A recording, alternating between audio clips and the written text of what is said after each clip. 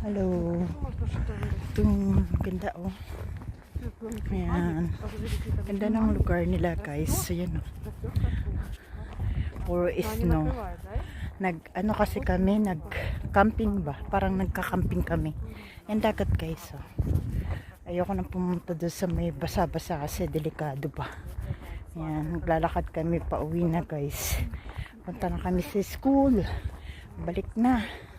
Kasi nag-akit kami sa bundok guys. Parang nag-camping-camping kami doon. Yan. Yan siya guys. Nag-camping kami doon sa bundok. Nag-ikot-ikot lang naman kami.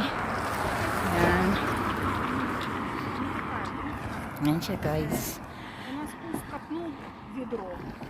Да, у нас же черноземова крыша у нас уже. А здесь yan siya guys.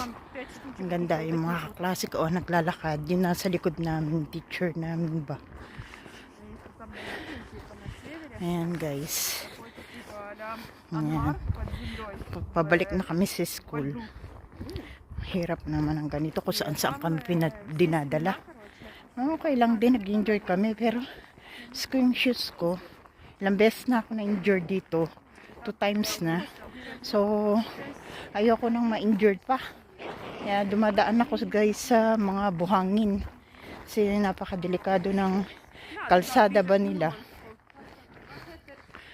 Napakadelikado ng kalsada. So, yan guys siya. Naglalakad ako. Kinukunan ko na ng video. Ayan guys. Napakadelikado. Ayun, dalawang mag-ina yan eh, magkaklase.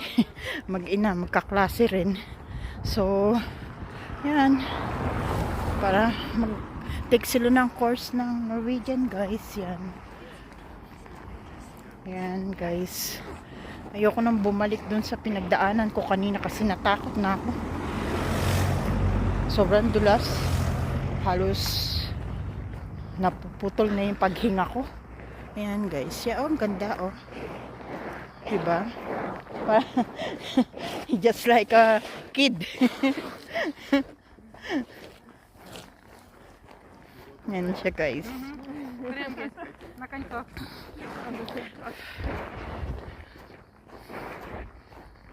Ang ganda yung sapatos niya kasi pwede siya sa sa madulas ba? Kahit na tumakbo pa yan.